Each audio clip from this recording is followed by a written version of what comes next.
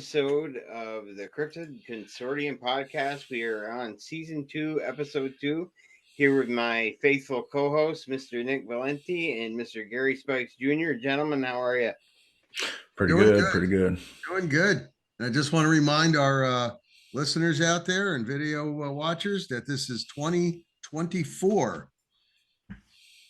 So yes, it is. We're in season 2, Cryptid Consortium. All right, so today's topic is the Waheela. And the Waheela translated is called the bear dog. Mm-hmm. Waheela, as seen and reported, it's a large flesh-eating wolf-like creature that makes its home in Alaska, Northwest Michigan, and the Northwestern territories of Canada. Yeah. Montana, Wisconsin, California, Oregon. There's sightings all over the place. Utah. Those are the sightings. I'm just saying the main home. Yeah. It's said to be the size of a full-grown bear, and that would be about 3.5 to 4 feet tall on average at the shoulders. It has pure white fur, extremely muscular, a wide head, more than a regular wolf. And here we go. There's a picture Gary slapped up there for us, and he's going to comment on a little bit more. But it's extremely muscular. I mean, yes, muscular. Yes. It has very large feet and wide spaced out toes. Long front legs, as you can see. It has shorter hind legs usually. Waheelas are solitary. Yeah. You got a lot of animals in the animal kingdom that are solitary, and they only come together, just to find a mate. Which I thought was funny. Folks, if y'all don't know, the wolves are very dear to me. I actually studied them in Yellowstone for probably 2 years, but just in what Nick just said, these being solitary, that goes against all modern predictions and assumptions and theologies of a wolf pack structure. Yes. My first thought was like if they was maybe an albino or a mutated, that they would exile them from the pack. Wolves are not even known to do that. They're known to bring them in and take care of them. Yeah. So just the fact of it being a solo, it kind of reminds me of the lions of from the movie Ghost in the Darkness, the lions of Savo. The two males. Savo, But it's just so weird that just the idea of a solo wolf goes against the norm of a wolf pack. So keep that in mind for later. Yeah. Well, I've researched the Waheela about 2 years ago, when a buddy of mine from a military unit that was, they were actually bivouacked close to my unit. He told me about something that they came across while doing winter combat maneuvers up in Alaska, but I'll get into that later on. But what I'm trying to get at is that witnesses claim to have never seen more than one Waheela. One at a time. That's interesting. That is just crazy strange. Yeah. As you know, way back when, I've mentioned this because I found it in my research. People used to keep diaries back in before the 1700s. I'm just talking about the United States. In Europe, people always kept a diary or a log. The ship's captains kept logs, but found in a diary during the mid 1700s by a army captain in the United States Army. There was a situation that happened in northern Michigan where three trappers were found to be brutally torn to shreds, and they said this was by a Waheela because there was a witness to this. One of the trappers who was with the other 3 trappers, he had went away to go to a stream to fill up their skins or whatever with water. And he was on his way back and he heard the screams and cries of these guys being ripped apart. And he was so scared. I mean, he wrote this in his diary, and he wrote he must have written about 12 pages on this because I mean, he was so scared. He watched it, and then he started backing up slowly, and they were being torn apart. This thing ripped their heads off and ripped them to shreds. He never went back to them. What he did was he traced his way back to the stream. He got into one of the boats that they had, and he took off. But that's one of the first ones that I was able to research where they had the wahila being seen on all fours. This was no bipedal creature. So right. People might say to me, oh, back in the 1700s, the late 1700s, in Michigan, they saw two loggers saw a dog man. Well, yes, that's true, but that was bipedal. This wahila was not bipedal, and the description and the drawing that he had, put in his logbook, it was just very vivid. And it said the heads were gone. It removed the heads, ripped their heads off. Yeah, which goes along with the Native Americans. I got it written down right here. That's how the Native Americans describe it: killing people is by removing the heads. Well, it's funny you say that too, because once again, I have to be kind of a little bit of skeptic here. Sure. That is the first area that a dog goes for, is the throat. And if this thing is that big, it could easily separate, because what does a dog do? They lunge, grab, and strip and snare. I mean, strip and tear. Rip and tear, sorry.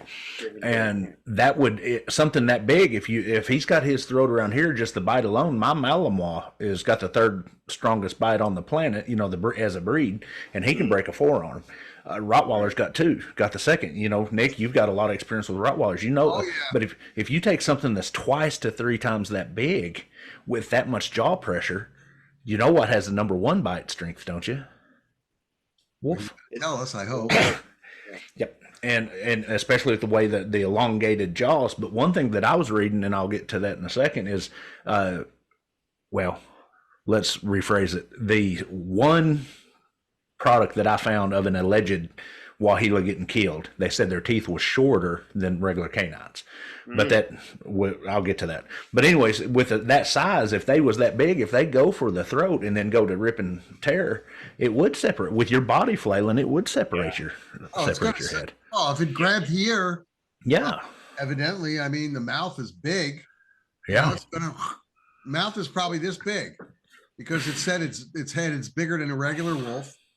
And when I was at the Smithsonian Zoo, I've seen a lot of wolves over there, and I'll tell you, some of the biggest ones over there, the snouts were yay long. You can't tell on a TV screen, but let's put it this way: it was much longer than a regular German Shepherd. Well, it's funny, we both got friends that was at the same military post, had sightings in the same general vicinity, literally within like 100 miles of each other, which is also in 100 miles of one of the most famous wahila areas, and that's the Nahanni River Valley, right, which is also known as the Headless Valley. Headless Valley, right. And that's one thing that I being skeptic, or I like how Jeremiah puts it, he calls me pessimistic, but but that might be where we're getting a lot of people saying that werewolves take heads. It's funny, we got these guys taking heads, we got werewolves taking heads, we got what's the other one, the Sasquatch thing, not a Sasquatch, but the one with the teeth and the Native American name for it. Gugway. The Gugway, face eaters and all that. Why do they always take the heads? Exactly. Now with these guys, I can see going for the throat and ripping, taking a head, and then, but the others, once again, I think there might be some crossover there. I would be more apt to see these guys in the Great White North because of aka the dire wolf or the short-faced wolf, like the short-faced bear that came down. Those things was as big as saber-toothed tigers, I still have a hard time. Sorry, folks, my voice is acting up, but I have a hard time right now. Throw up a couple more pictures. Sure. Give me just a second. I had all my information pulled up. That one was the one picture that we had up there, I mean, that's gigantic. My God. Yeah, this is the same wolf in the same situation, but across the road. What these are screen clips from a video, which I did pull the video. Nick sent me these, but I did pull that video. I've got that video, Nick, and I've got it set up to where they can actually see the videos. But to see that video. This picture here, folks, is prime example of the size of these. Okay, a average highway from yellow line to white line is 21, 22 foot. And you see how big this rascal is standing in the middle of it. And we'll show you the video. This is not photo cropped. That rascal right there, if it's 21 feet, can y'all see my mouse as it moves? Yeah, I can see it go right. From here to here, you got to understand that there's snow here, so the actual line might be back here. But even at that, if it's 21 to 22 feet across here, 7 feet at least. Yeah. Longer. Humongous. That is just big. I have been, my ex-sister-in-law raised wolves. She had wolves in the movies Call of the Wild, Snow Dogs, a bunch of different movies.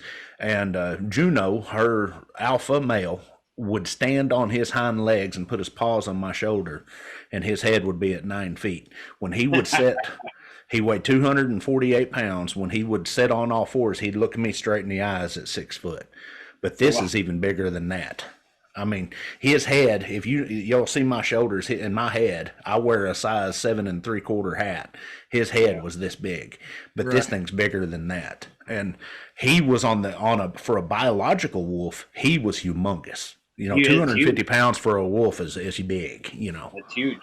And he came straight from northern Canada. They had him brought down. But yeah, this guy here is and he is a male, is just humongous. And the one thing that this is so interesting for me and Nick, as we was talking, is like we was talking before the show, these are always seen as one. They're never seen in a pack.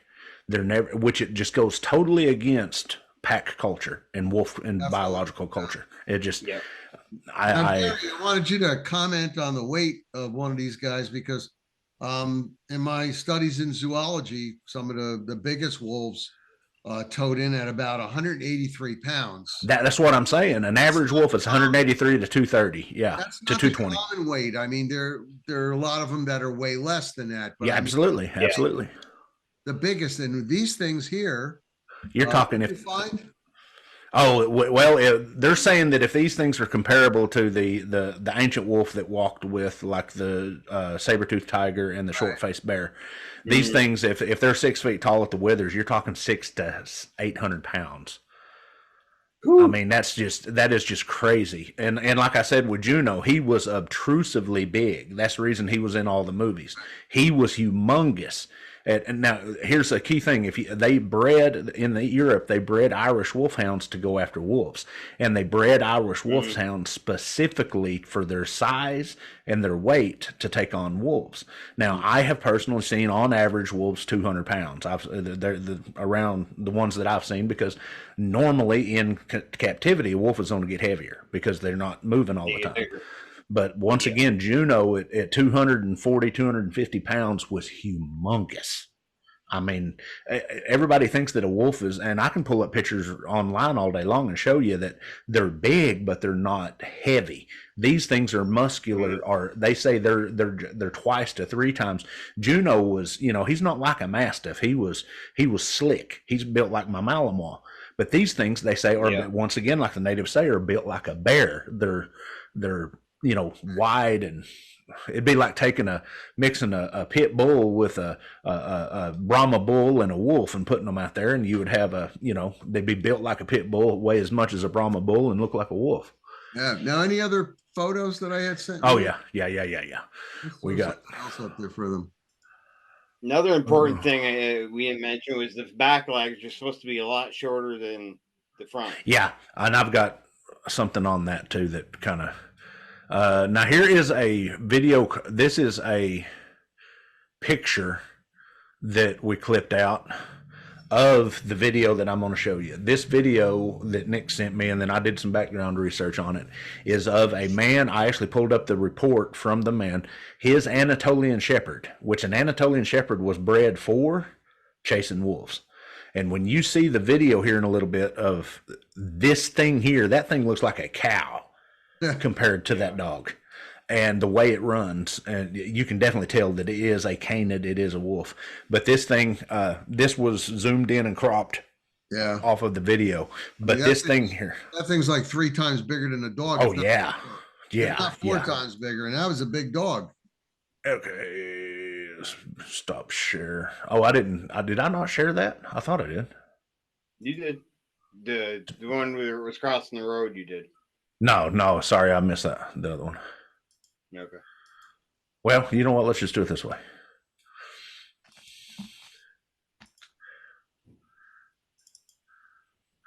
Now hit share. And just while you're doing that, I just want to let the audience know that the 2 photos that Gary showed you, the stills, were taken by a plow driver. A snowplow driver, yeah. Snowplow driver in a large snowplow. So he was still kind of afraid when he was taking the pictures, but well, and when we watched the video, I've got the video clip. This thing has no fear at all. No, you'll notice. I mean, the snowplow is pretty big. Yeah, this was a pickup truck. This was a regular, truck with. Let me see. It was a 10-wheeler truck, and it had salt in the back. It had the big plow in the front, lights all over it. It was lit. It lit that thing right up, and it looked like that thing didn't even care. They don't, and like I said, I found the video. Now here is another clip from that video, and you literally see this thing looking at the plow, at the whoever's taking the. I mean, the guy's lighting the whole thing up, and this thing is just like it doesn't care. We'll show the video on that. Now I'm gonna go ahead and do this. Let's get the pictures out of the way, then we'll tell about the reports. Okay, the picture previous of the black of the one I just showed, the blurry black one, was a video clip. This is an Anatolian Shepherd. This is the average size of an Anatolian Shepherd. So yeah. Right. I'm going to show you a video clip with an Anatolian Shepherd chasing the wolf. Yes. Now this guy is 6 feet tall, and that is an Anatolian Shepherd. Now that dog is easily 38 inches at the shoulders, and that dog will weigh 160 pounds easy. Yeah. Is that similar to a Kangal? They're very similar. They're a little bit lighter than a Kangal. Well, yeah, they're lighter. Yeah, he's almost 4 feet tall at the head. Yeah. Well, easily at the head. His back. The guy. When I pulled the picture up, I pulled up the specs, and the guy is, and they showed because they was talking about this is from a website of the Anatolian Shepherd breed, and they was using this as a comparison that the guy is 6 feet tall, and it shows you, and you see that the dog's not that far in front. You can see he's standing in a natural heel position. So the dog's shoulders is literally parallel, both laterally and horizontally, with the guy's hips. So there's no faking it. These dogs are massive. Huge. And then when Nick sent me that video, I was like, he sent me the link to that video. I was like, I've seen that video. So I got to digging through the information on it and everything through YouTube, and found out that the guy that took it, when he gave the report to the local news station, that was his Anatolian Shepherd. Anatolian Shepherds can come in different coats. The one that you'll see on the video has spots, which some Anatolian Shepherds do. But it's just, I wanted to bring that up to give the folks an idea of how massive this thing is. Yeah. You want me to go ahead and show that? Yeah. Show that up. This way they can see what the comparison between that Anatolian Shepherd and our supposed Waheela. Okie dokie. Share screen. And hit share. So this is a video, and I'm kind of running it back and forth here, and you don't see anything you wouldn't think, and then watch this.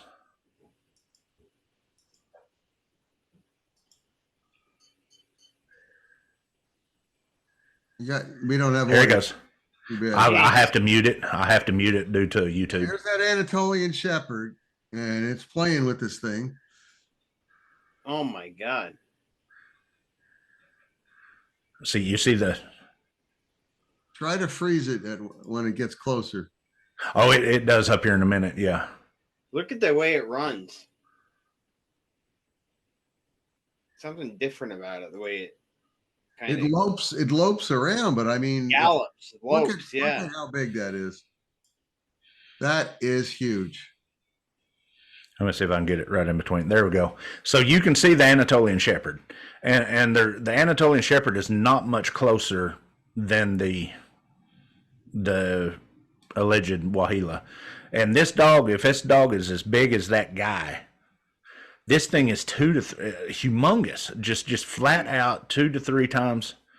I'd say 4 times if you're really looking at it, because look at the length on that thing. My God, look at that! Oh, right there. Look at him compared to the wolf. Now the dog here is closer to us, but when they get down in there, and once again, it's not okay. Here's the other video. I got to stop that. Once again, that was what had got me, is that according to the dog behavior, they was not, even with the audio, I don't think that was not an aggressive, they was playing. They were playing because I could, in the original film, I could hear the barking of the shepherd. Shepherd. And he wasn't doing any growling, or he just bark. Playing around, going back and forth. So he wasn't being aggressive towards it. I don't know where the person was who was filming it, but if I was that person, I'd be in my car and I'd be whistling for my dog to come back. And once again, I can't play the audio because of YouTube's algorithm. We might. Yeah. I don't think we had enough of it. I think you're limited to 6 seconds, but that to me was one prime example of, I have been around a lot of wolves and I've seen big wolves. Now, unless that dog is the size of a beagle, which it don't, we don't have nothing in comparison like him standing next to a car or something. Unless that dog's the size of a beagle, that is one big canid lupus. It's just, you put the one where it's crossing the road. Yep, I'm fixing to right now. I was just, this, and to me is the prime. And the behavior is so abnormal of a wolf.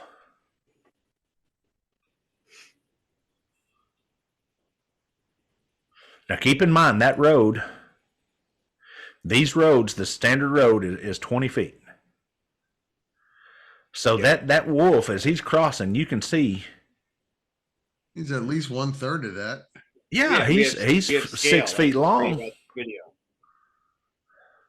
The wolf's like, you want to get out of here, Jack? I mean, look at that. Well, there's the white line right there.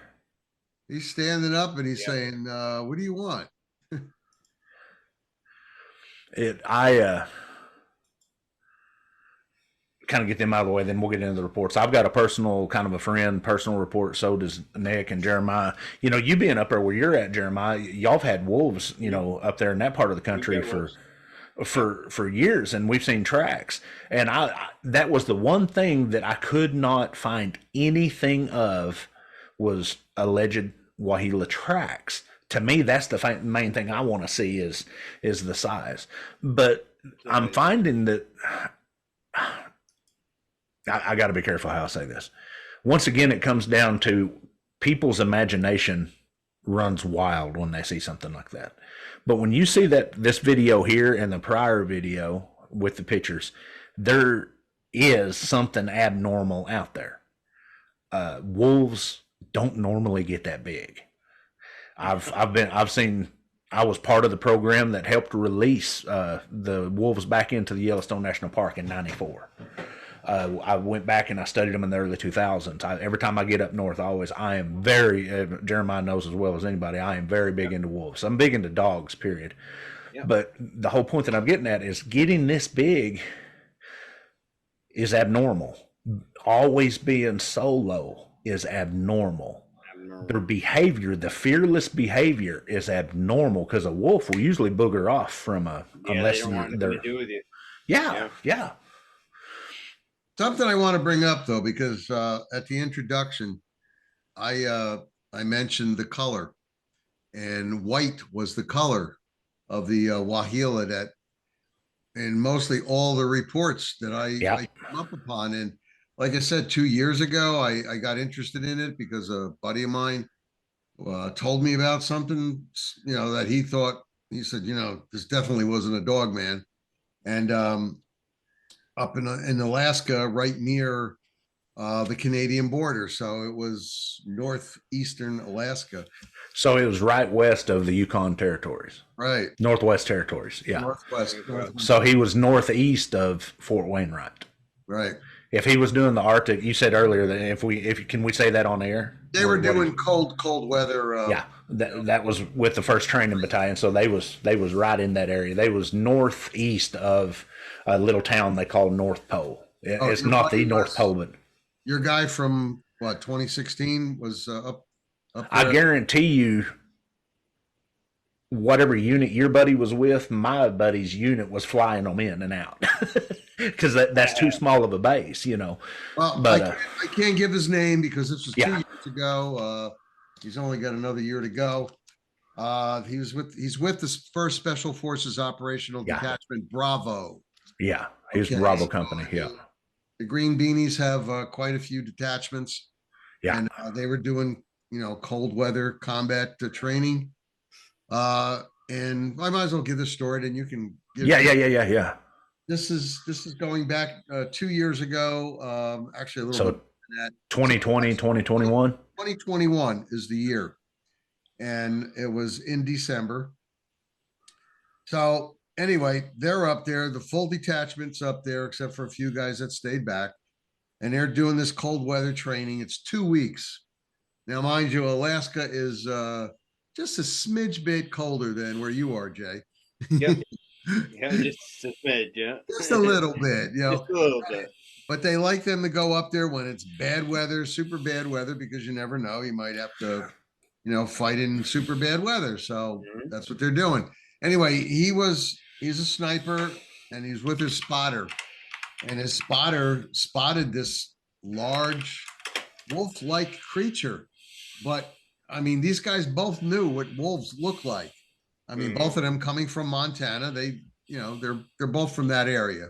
Seen wolves, yeah.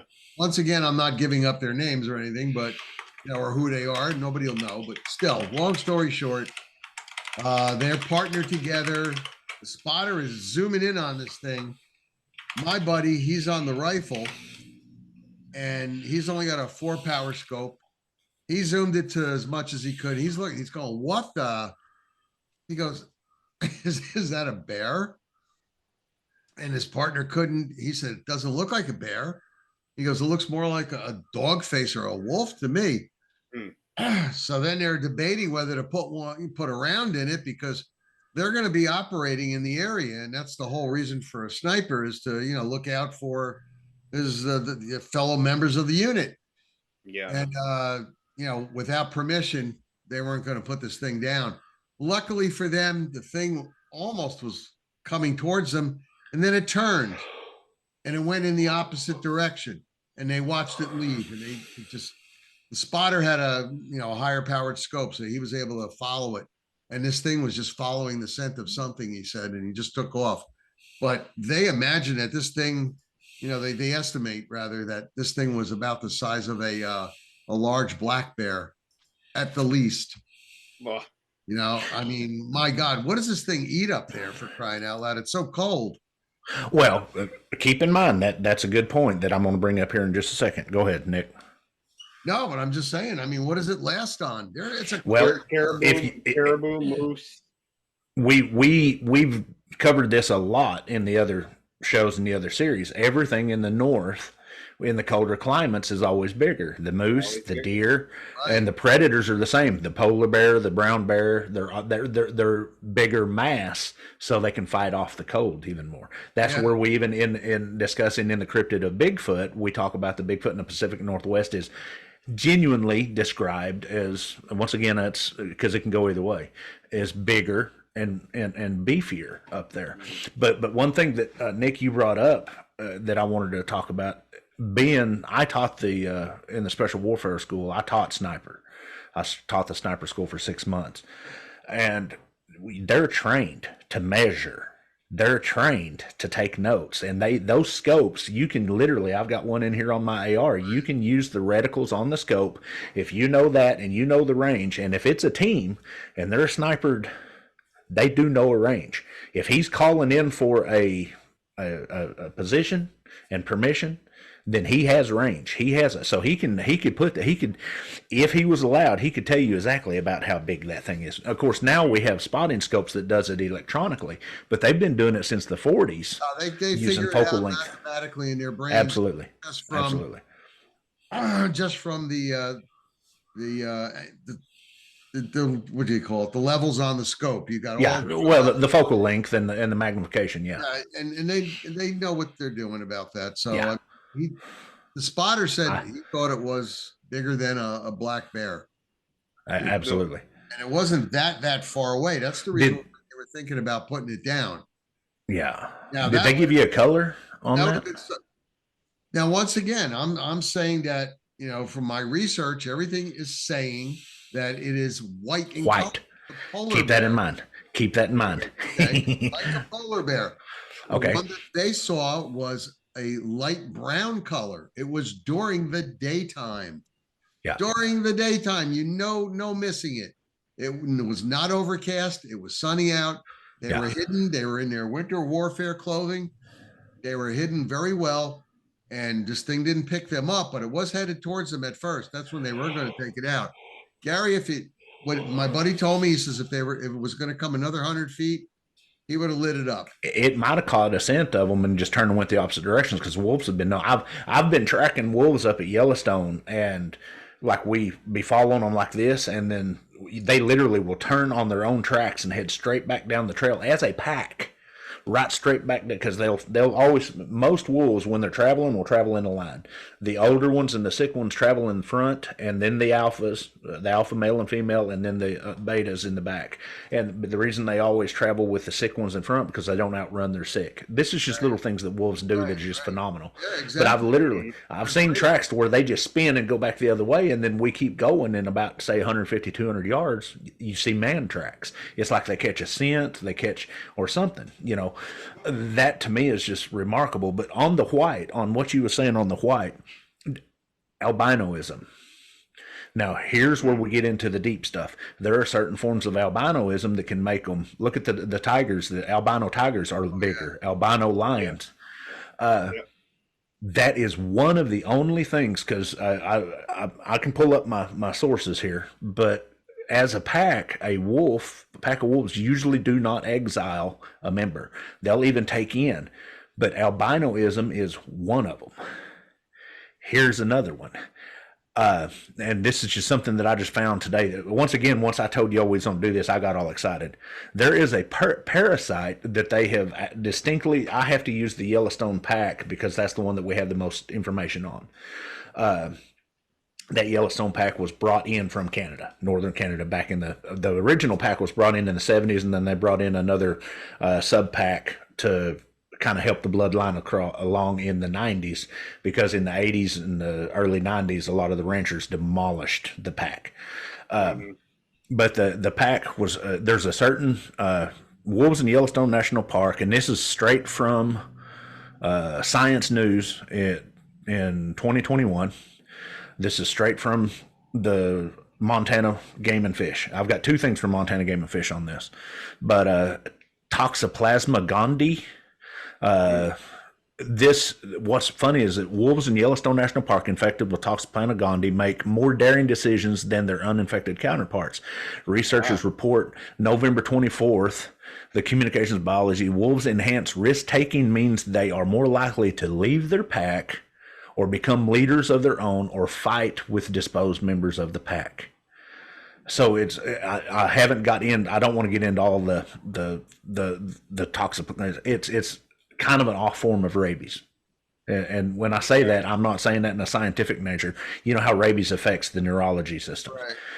Right. It also tweaks certain hormones. I mean, I'll put all this in the description so people can read it. But that, to me, that was one thing that might cause this deal with but the white, everything that I read, now my guy that's seen, I've read like 4 stories where they was all white and like 3 that they was brown or black, but they was always alone and they're always hyper aggressive. Right. To me, that leads towards some kind of sickness. But also, if it's in the wintertime and it's a single animal, he is going to be hyper aggressive because he doesn't have the support structure to help him find food of the pack. And the size too, Gary. Absolutely. If it's sick, you know, Absolutely. you wouldn't think it would put on that massive size. Well, look at what giantism does to gorillas. Look what giantism does to men. Yep. Hypothalamus gland. The hypothalamus gland keeps producing that enzyme that makes us grow. They have to fight hyper aggressive. Andre the Giant was a very aggressive man. Yes. Paul White, one of the most famous, they call him the Giant now, professional wrestler. He had a surgery done, but before he had that surgery done, he had a very short temper. You know, that's the reason Andre the Giant passed away. He never had the surgery done, and he passed away at 45. You know, just, you know, things like that. So if you're an animal and you're already fighting these instincts, that very well could be. So in what Nick was saying, this, once again, I love it doing this with Nick because our backgrounds were so far apart, but yet we're so together because of our military backgrounds. I contacted, as we said last week, I contacted my buddy. I was going to get him on here to say tell us, but we didn't have enough time I called him today and I didn't have enough. How would I say that? I didn't give enough time ahead. He is a full bird colonel, pilot at Fort Wainwright. I'll actually tell you, just like Nick did, I'm not going to say his name, but I'll give you he sent me his actual, he's with the 1st Attack Battalion of the 25th Combat Aviation Battalion at Fort Wainwright, flies helicopters, airplanes. They was flying in a Black Hawk, him and like 6 other people, normal crew on a Black Hawk, 6 people. And they come over a hill and down into a flat valley up there. They call it tundra. Taiga is the forest. And then they come out of the forest into the tundra. And they seen this wolf, they thought it was. Ahead of them, they was like, oh, cool, let's check this out. So they swooped down to him, and they said they got within like 200 feet above him, and this thing was boogieing. And they slowed down, and they followed this thing, they said, for probably a mile or so. And this thing was very big. They said this thing at least. Now, he went too far as say they videotaped it. He got to review the videotape. He could not get the videotape because it's Department of Defense. But that videotape, it's kind of like that video you have, Jeremiah, of technology. This happened in 2016. The technology is there. It measures. They can measure thermal, everything. And they said this thing was 6 feet tall, hit the shoulders, normal, probably, most likely, and 10 feet long. And this thing was moving, and this is what he said. He said this thing was moving at a lope at 55 to 60 mile an hour, air miles. It wasn't even stretched out, is his exact words on the phone with me. Because I asked him, I said, was it running or was it loping? He said it was loping, just like a dog, you know, just traveling. Just like the picture we were watching just before. Yeah. It was playing with the dog. It was just loping. It's just naturally around, yeah. And he said it would turn and look at him like this, and then at the end of it, they kind of pressed it a little bit and it took off quicker. But if you have, and once again, folks, we don't even know the exact location, but knowing the training area up there, it's big. Don't take me wrong, but you're still talking within 200 to 300 miles of each other, these guys, and within 4 years. And you're talking 200 to 300 of the Nahami River Valley, that whole area. So in saying that, I have to wonder, white wolf, they describe it to be muscular. Y'all said shorter hind legs than front legs, right? Yeah. Up north, is there any chance that they could be, through the haze of the snow or snow blindness, of a polar bear? A polar bear, are they not shorter front leg than they are back leg? Don't they? Yes. That's what I was thinking. So you don't think that it could be that? The front portion on a polar bear is shorter, yeah. Yeah, I don't see, and I'm not talking our guys. Our guys is dead on. I believe that of all the cryptids on the planet, this is the most feasible one, myself. Because of variations in canid, you know, it could be a leftover from the dire wolf. It could be absolutely. That's what I'm thinking too. Absolutely. from the wolves Absolutely. of prehistoric time, 35,000 years ago. Yep. Yeah. Just something I wanted to mention on my buddy's sighting and his spotter sighting is they watched it, and it, like I said, if it was going to come within 100 feet of him, he was going to put it out, but it headed towards them. It stopped. It abruptly turned. It put its snout in the air, high in the air, and then just took off. It smelt them. It smelt them. No, wind shifted and smelt them. I'm trying to say that the wind must have been blowing the opposite way, because it turned around away from them, put its snout up, sniffed around, and then just took off. At a normal pace, but they said this thing was just moving. It's at a normal pace. Well, another thing too, you have to keep in mind too, though, if they was in a sniper position, they was in an elevated position. They would not have been on a ridge. They'd have been halfway up a ridge. Right. And y'all know as well as I do, thermals. Be backlit. Yeah, well, not only that, but the thermals, when you're hunting, that's one of the worst places you want to be, because certain times of the day, and especially in temperature variations, it will literally cold. What does hot air do when it cools? It drops. So it could have pushed the air down to them, down to it. But this thing, they said, they were going to call in for permission, and when it stopped, and they just stopped. They're just looking at it. But it would have been something if they had it in self-defense. Put this down. Oh yeah. It would have been something to see what that bullet could have done. Well, in saying that, I found a report in Montana, outside of Yellowstone, of somebody that put a wahila down. Whoa. Yes. On May 16th, 2018, a Montana rancher shot and killed a strange wolf-like creature on his property, according to the Montana Fish and Wildlife Parks Association. Official Association. The animal came within several hundred yards of the rancher's livestock. He shot it and reported it as required by law. In the state of Montana, since wolves are protected, if you shoot a wolf, you have to report it, especially if they're tagged, because they monitor the whole pack. They literally, them guys know that pack by name and by. Does it say if this thing was tagged? Huh?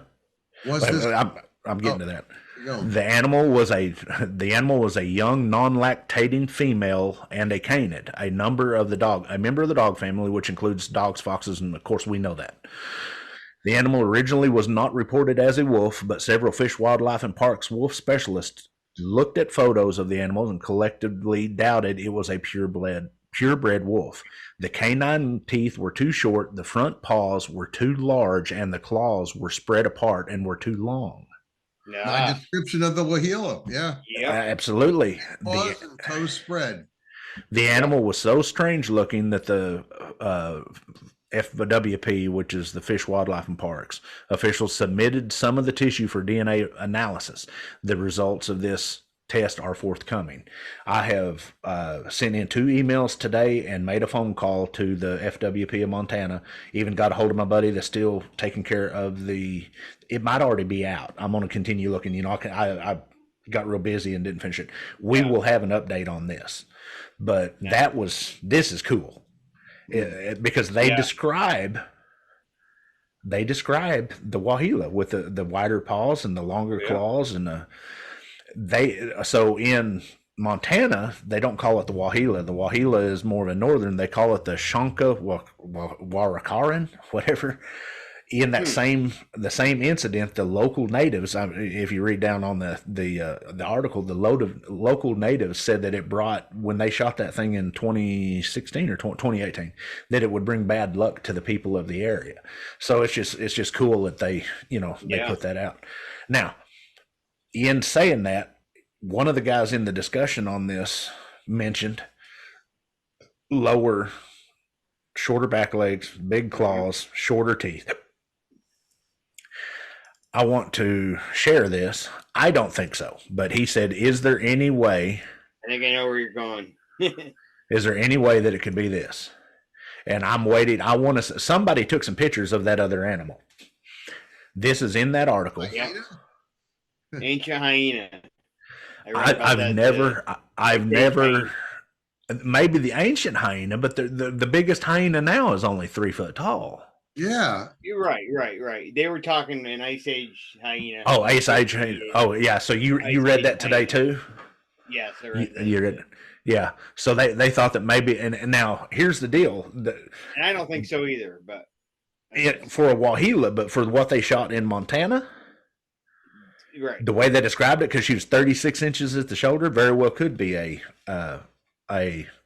hyena. But I haven't got the results back, or nobody's got back with me on what it was. Somebody would have identified it.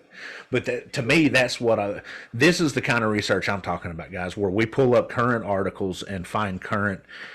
We cover everything from the past to the present if we can. I'm getting so tired of hearing researchers talk about stuff that happened 30 years ago. It's it's definitely an interesting topic, like you said. Of all cryptids, this is one of the most feasible. Yeah, because it's still out there today. Yeah. And go ahead.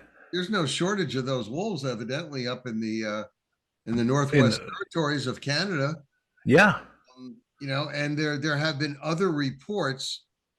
Unfortunately, they're like 10, 15 years old that I came across. But even though northern Michigan is like 2,500 miles away from the Northwest Territories up in Canada, still there have been reports of wahila sightings in northern Michigan. Now, I mean, people go, "Oh, Michigan, what could be possibly up there?" Well, people, it gets cold up there. How many times have we heard of dogmen in Michigan? You got the Great Lakes, and there it is, right there, dogman. And that's back in the late 1792. Two loggers were accosted by a dogman, and they shot at it. So it goes way back. Yeah. Things that are in northern Michigan are, because it is up there near the Canadian territory. That's what I'm saying. Michigan, you might as well say Canada, because these guys animals don't respect state. You can't come across here because we're America. They're going to go wherever they want. Oh, we're not going to Jersey because they're going to tax us too much. Let's go eat somebody in. Yeah. I wouldn't want to eat nobody from Jersey anyway. Them people are mean. Polluted. Damn. So here's. I wanted to ask this question of you two, and this I know it pertains to it, but it might be too much to finish out tonight. So, how we've covered dogman, and we've covered lichen and werewolf, however you want to say it, and we've covered the wahila. Now, some of the folklore from the European and even the ancient Americans talk about a werewolf, which can change from a human to a wolf. And they say sometimes that the dogman is like the hybrid of the two. Mm. So in a principal fact, if we do know that if there are wahila in northern North America, they came across, if we was to look at this as a biological cryptid, it came across the land bridge from the Eurasian continent.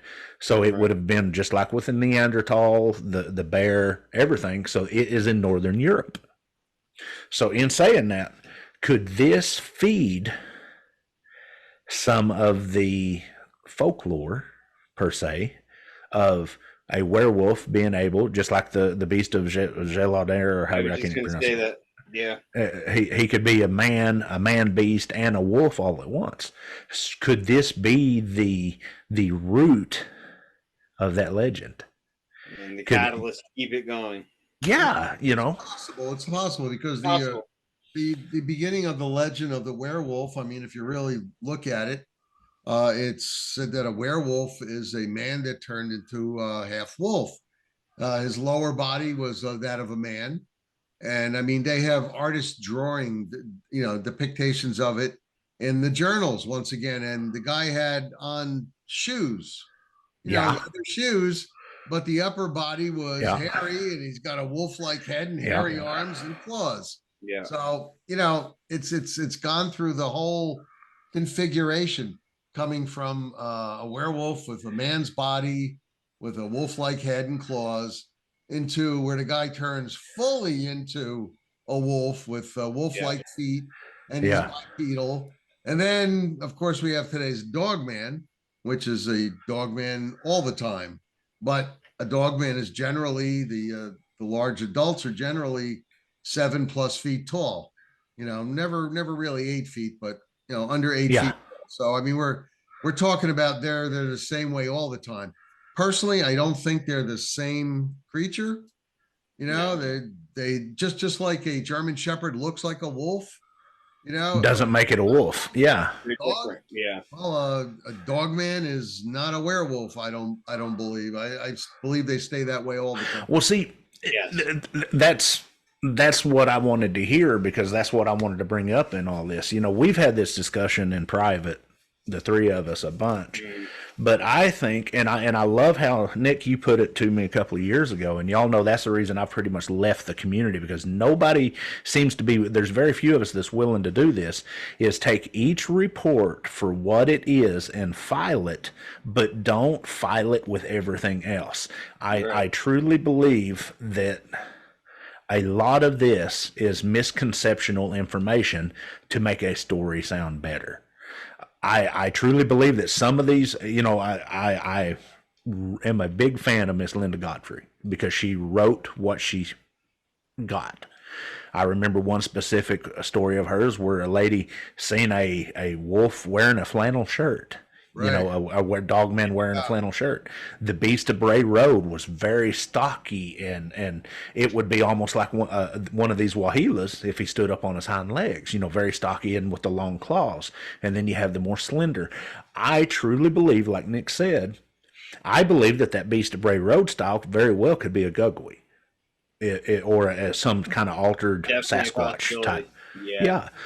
I don't want to categorize all this into the same story, and people seem to do that to make them want their stories to sound better. Is it not just as special that you've seen a 6-foot tall wolf? And I love how the colonel put it. He goes, it was so special seeing something that beautiful running at that speed. We've all seen wolves. We've all seen dogs. This is his exact quote. He says, but it was so special seeing something that powerful and that beautiful. We was in tears when we got off of that flight. Wow. They ended up naming that whole area Wolfpack. They changed their squad, their helicopter squad, to the Wolfpack. But is it not good enough that you've seen that? Do you have to take a wolf sighting and turn it into that it mind spoke with you, or a Sasquatch sighting and my Sasquatch shot lightning bolts out of his eyes? Why do you need to do that? Keep it for what it is. Me and Nick, sometimes we don't see eye to eye on that stuff, because Nick takes his reports and he runs with them. I look at some of these people and go, you're full of crap. Just report it for what it is, and Gary, Jay and I, we've done that a few times on some reports that we've been together on and interviewing people, and we've actually cut the report short because they were too full of BS. Yep. Yeah. I can name one of them specifically. I'm not going to name it, but I can on the air. But I can name one specifically, because when you told me you was going to do it, I was like, "Have fun with that one, buddy." Yeah, I remember. I remember. I got to tell you, though. I mean, when I do take a lot of reports, and I do go out there field investigating and out there, in the woods and everything, and people tell me that my reports are boring, because I'm just giving them what absolutely you see. And what it was. I'm not going to juice it up, because like I tell everybody all the time, I'm out there to prove or to disprove. If somebody tells me they saw a Mothman and I go to the area and I'm there at nighttime and I'm checking it out with binoculars or a night vision scope. And one time we looked at it with thermal. It turned, it looked like a creature flying around near this old church. There was I guess you would call it a belfry, because that's where the bell used to be. Yeah. But what it turned out to be, instead, not a Mothman. It was big as a Mothman, but it was many, many, many creatures. It was bats. Yeah. Bats flying in conjunction with each other. And when it was far up, but when we put the thermals on it, I could see the individual creatures. Yep. You know, people say, gee, you know, we don't want to hear that. We want to hear that it's a Mothman. Well, sorry. Absolutely. And that's where it up for you. Yeah. Prime example, Nick, your trip into down south when you seen that black bear. Everybody thought it was a dog man. If you was to look at it in certain low light levels, it looking from behind a tree, they look a lot like looking straight at you, because all you see is the absolutely perfect example. Yep. God rest his soul. I love him to death, Mr. Scott Carpenter. Yeah. His emblem, his whatever you call it, for his show, you know, that looked like the dog man. Mm-hmm. If you took that and took a picture of a black bear when he comes up on the side of a tree and looks at you, they look a lot alike, the outside shape. Sure. And the one thing about Scott, I'm not saying that his sightings was BS, because some of the stuff he pulled pictures and stuff up, I couldn't but what I'm saying, I'm not saying that they don't exist. I'm saying let's look at them for what they are and categorize them for what they are. Let's not put them all in the same boat. Right. We are so bad down here in Oklahoma with the Bible Belt and the religious background and the Native American background. They just throw these things up in a kettle. I'm dealing with a guy online right now that swears that he's talking to Sasquatch, and the Sasquatch is telling him how to worship God. Oh God. Oh Lord. Oh Lord. Let's put it for what it is. First off, if there is a 8-foot tall cryptid biological creature in the woods, the last thing he's going to do is come hunt up somebody to go talk to him. He's going to want to be left alone. Second of all, second off, if something's coming to you and speaking to you with mind speak, it's got nefarious reasons, or it's of God. There you go. Fourth, if it's of God, it's not going to represent itself as a large hairy bipedal. It will represent itself as a being of light or of God. And I'm not even a Christian, folks, but I know Christian beliefs. And fifth wise, well, it just goes to show you shouldn't be smoking wacky weed when you're out hunting. That's right. But I'm not going to go that far. You know, I'm not going to. You know, we with our background, Nick, with our law enforcement, our military, and Jeremiah, with you and your Stacy's paranormal and our paranormal background, we always ask that question: do you have a history of drug use, alcohol, medical conditions, or mental? You can't ask that down here. They get mad at you. Yeah. But what the whole point I'm getting at is, tell me what you've seen. Don't try to make me believe what you've seen. I don't need to hear you preach at me. Tell me what you've seen, and then I'll make my own assumptions. Nick, you made a real good point about the Mothman. 2 nights ago, out my back door, 3 o'clock in the morning, my wife saw a UFO. I stepped out, night vision. It wasn't a UFO. It was a drone. 350 feet up, had all the flashing lights, but it was small enough that it looked long ways up there.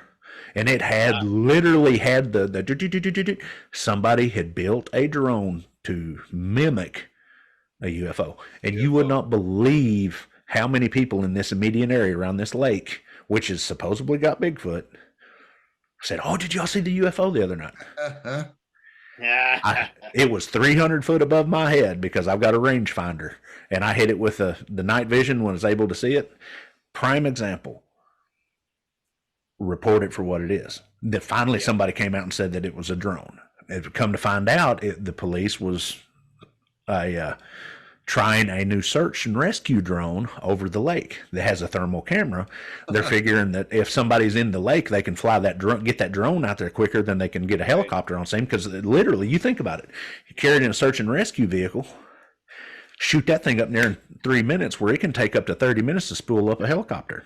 Gary, would you spot it with a Willie Peter night vision, or no, just old Gen 2 green. So greeny. Yeah. And like I said, he was only 300 feet, so I could, I didn't need no magnification. You can see it right there. But, and then with the Willie Pete, of course, it amplifies the light, so I was able to get. It was shadowed. It was first of all, the thing was bright on the bottom, and then the light behind it with the moon structure behind it was lighter, and I was able to see the shape. And I prefer the white phosphorus one because I like white. I do black too. and white, you could just distinguish it. I can't afford them. I can't afford one right now. Yeah, but the whole point. Something what you mentioned before was when I was in North Carolina last year, and we went to that lake with the park around it, and where the dogman was reported. As soon as it came out of the brush, I mean, it came at us. We knew it was a bear, because dogman is reported to have longer arms that go down to the knees. This thing was bipedal. The face looked almost like a dogman. The thing was 6'7". It was a black bear. That's a big boy. Had 6'7", and it had big ears, and it had a long snout. In fact, the snout, it looked like maybe it had a couple of fights, because the snout was ripped up.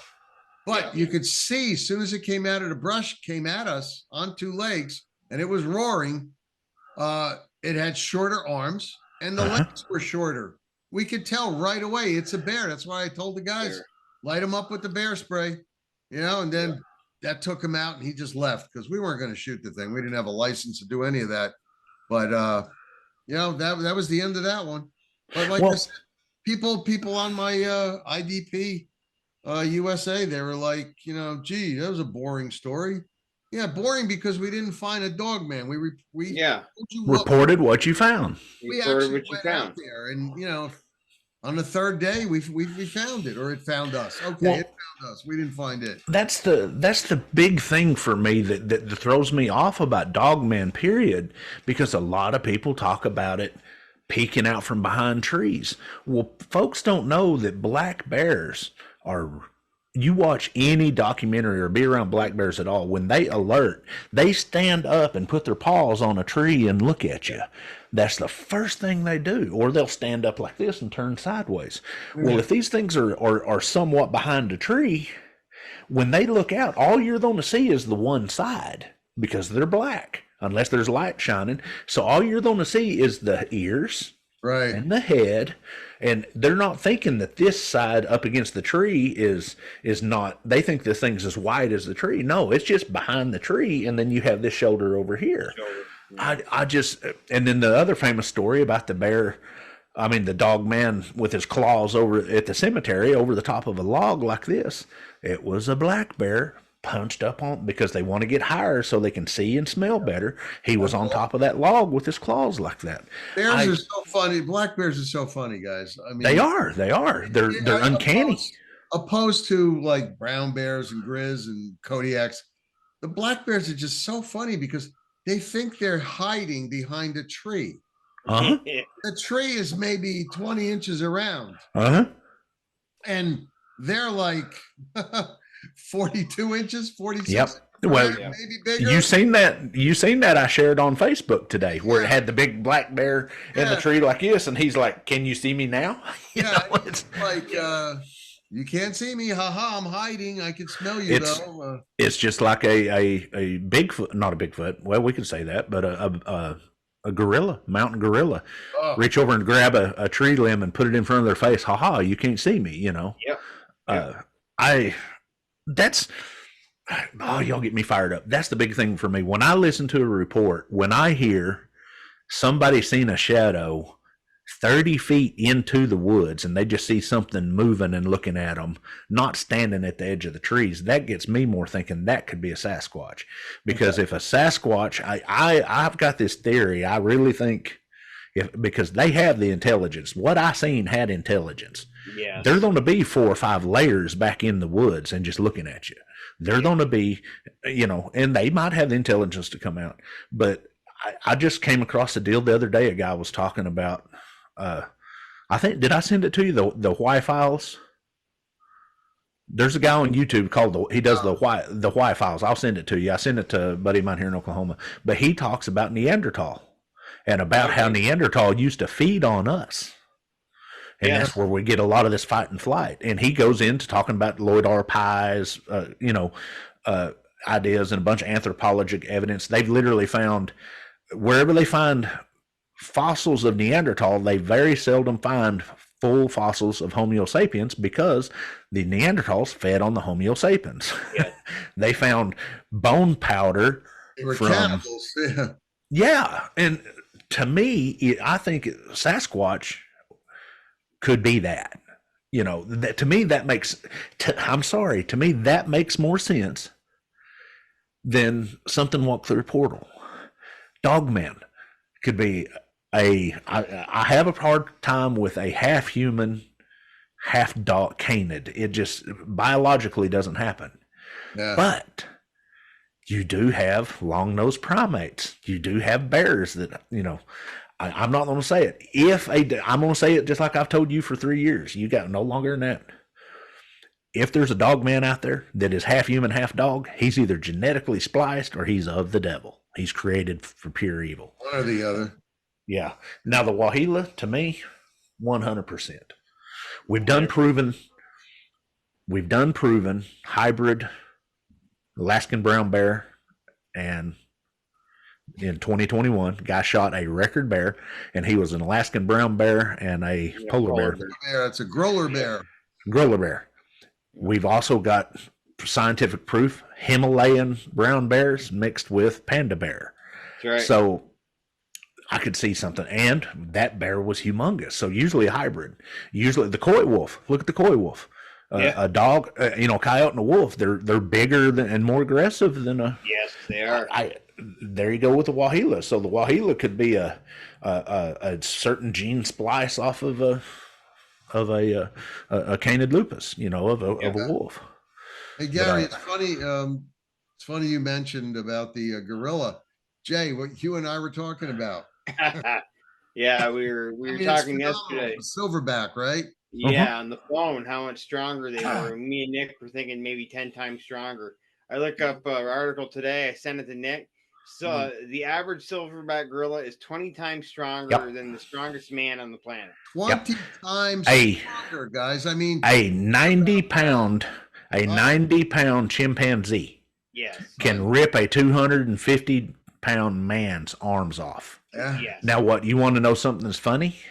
Pound for pound, an orangutan is stronger than a silverback. I thought so. Yeah. Years ago, I seen a video in Thailand. A orangutan got loose, and he went up to like a Toyota Corolla, and he didn't flip it like this. He grabbed it like this by the fender and just slung, and it wasn't. Oh, it went over. It went over. You're talking. Okay, you take a. Here's my whole point, Nick. Me and you've discussed this. What I seen was 9 feet tall, with 5 foot across shoulders. His chest was every bit of 3 foot deep. God. Yeah, that's what I said to you yesterday, Nick, about mine. Yes, 3.5 feet deep. Yeah. If these things have the strength 20 times stronger than a man, a gorilla does, and they're 4 foot tall and 500 pounds. Yes. The thing I seen was 9 foot plus, and at least 800 to 1,000 pounds. Unbelievable. If he wanted me, that pickup would have not have stopped him. No. Here's my point too. If anybody had reason to get, here we go getting off on our tangents. I'm glad we're at the end of the show instead of the beginning of the show. Yeah. Oh yeah. If anybody was going to get mind spoke to, with me, with having my history with the paranormal, having my history of being documented dead, and because that's what everybody says, if you cross over and come back, it would have mind spoke to me. If anybody was ready, it would have been me, because I'm Buddhist, very open minded. I believed in him in the first place. He didn't mind speak to me. I'm not saying that there are not entities out there. Key point. Keyword entities out there that mind speak. Jeremiah, I do not doubt your impression one bit of when it looked at you and said, grab that rifle and see what happens. Yeah, she didn't mind speak to me, but like I told you, she gave me the look, and I read the look. That's right. And I knew what she was saying. Here's what I'm saying. You of all people know that I love you and everything about your family as much as I love myself. Absolutely. Your wife has talents. Your wife is clairvoyant. That I can see. Yes. But the average person, they're not going to mind speak to. If these things are mind speaking to the average person, they are not Sasquatch. It's another entity altogether. It's something else representing itself. Yes. Guys, nefarious reasons. Guys, we have 30 seconds. Jay, you get the last word. I'm this one. This is like Gary said earlier. This is one of the most feasible, plausible cryptids out there, and I'm 100% with it. It exists. It's something. Right. I don't know what it is, but it's something. I know I want to get a picture of it and track it. Oh There you man. go. I'm with you. I'd love to see one of these things running through the woods. Me too. Just perfection of God's great gift to us in nature. Just because everybody knows how beautiful a wolf is. Yes. And a dog especially. And I want a pup. I want to train one. Right? We got 10 seconds left. I just want to tell you that my buddy who I spoke to, like I said, 2 years ago, he said he was going to go ask some of the guys from the other detachments, well, if when they were up there in that area, if they had seen anything like it. So I have to give him a call. So Gary, you got some homework to do, and I do also. Well, like I said, if I can get with, I almost said his name. I didn't want to say it until we get permission, but we had talked about, listen, if we can get him, we're going to get him to come on y'all's other show. Yeah. Come on. All right, Jay, that's it. That's our show for the week. That's it. We will see you guys next week with another great cryptid. Gary, Nick, sayonara, gentlemen. Good night, everybody.